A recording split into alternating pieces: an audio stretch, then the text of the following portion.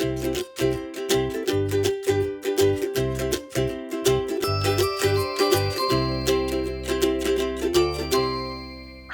and welcome to the United for Math series on line plots. In this series, we will learn how to create a line plot and then how to answer problems about a line plot that's been created for us.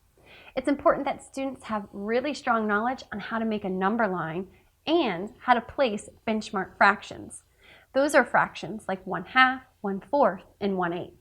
It's also important that students know how to make equivalent fractions. So let's take a look at our first data set so that we can create a number line and then our line plot. Here we have the data set 1/2, 1, 1, 1/4, 1/2, 1/8, 1/8, 1/8, and 1. We're going to use this data set to create a number line and turn that number line into a line plot. So the first step is to find our start and end point. So my smallest number here is 1/8. So I'm going to start with 0 and go all the way up to my largest number, which is 1. So I'm starting with 0 all the way to 1. When I make my number line, I always tell my students to find the 1/2 point and put that in there. Then to label our fourths, since we know that 1/4 is halfway between 0 and 1/2. And then I can put in my 1/8, and I know that 1/8 is directly between 0 and 1/4. So I've created my number line. That's the first step.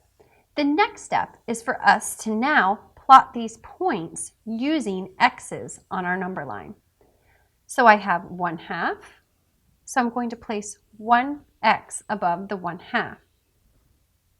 I like to mark out as I go along. Then I have 1. So I'll place an x above my 1 and mark off. Another 1, mark off 1/4, 1/2,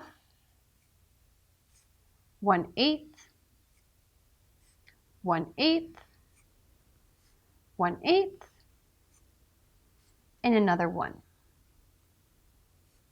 Now before I'm done, I like to go back and count how many numbers were in my data set. 1, 2, 3, 4, 5, 6, 7, 8, 9. Then I want to make sure that I have 9 total x's on my line plot. 1, 2, 3, 4, 5, 6, 7, 8, 9. So my line plot is complete. Now we're not sure what this line plot represents yet, but it might represent maybe the length in, say, yards of ribbon. So if I cut 1/8 piece of ribbon, that means I have 1, 2, 3 pieces of ribbon that were cut to 1/8 of a yard.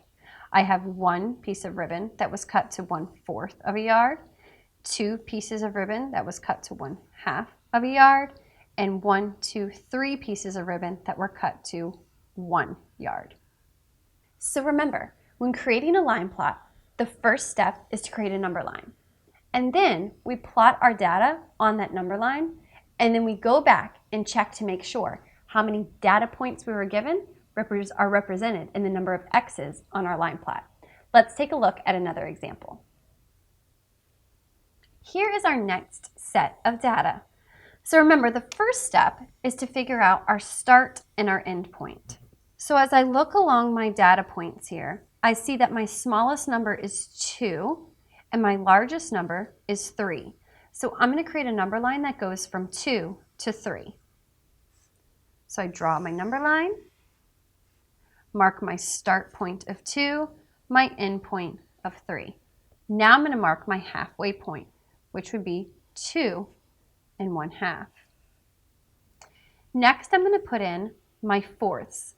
And I notice I have quite a few different fractional units here. So I'm going to put in 2 and 1/4, and then also on this side, I'm going to put in 2 and 3/4. Next, I'm going to label, since I see that I have 8 as a denominator, I know that I need to label my 8ths as well. So this is where our knowledge of equivalent fractions comes in. So halfway between here, I will do 2 and 1/8. Now I know that 2 1/4 is equivalent to 2 2/8. So then here I'm going to put 2 3/8. And I know that 2 4/8 is equivalent to 2 1/2. So then my next mark would be 2 5/8. And I know that 2 6/8 is equivalent to 2 3/4. So I'll put my 2 7/8 here. And then I know that 2 8/8 is equivalent to 3. So it's important that we look at our data set first.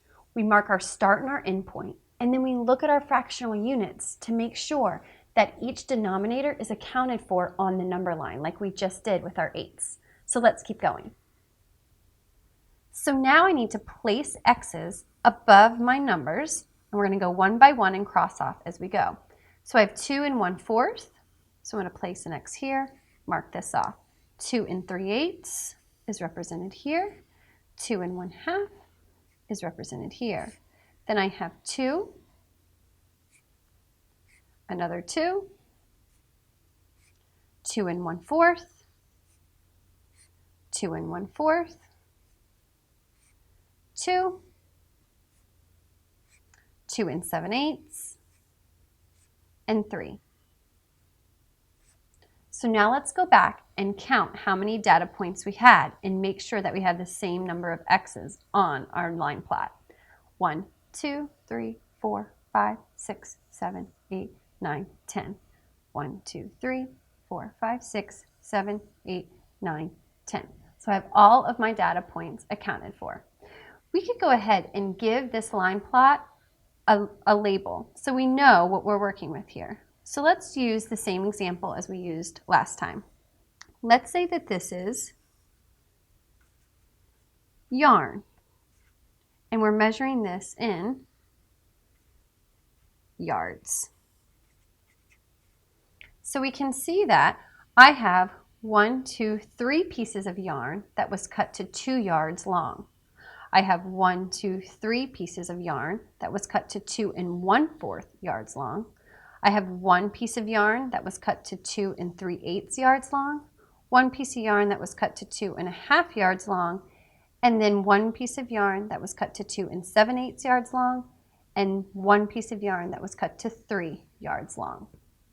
So remember, when creating a line plot, the first step is to create a number line. And we need to look at our data points that are given to us to figure out our start, our end point, and then make sure that each denominator, if we have fractions in our number line, are accounted for on that number line. The next step in making a line plot is to then go through and make sure that each piece of data is represented by an X on our line plot. Then we check, count how many data points we had and how many X's you have to make sure that you haven't missed any. We look forward to seeing you in our next lesson, where we will be looking at some problem-solving questions as they relate to a line plot. Thank you so much for joining us, and we'll see you next time.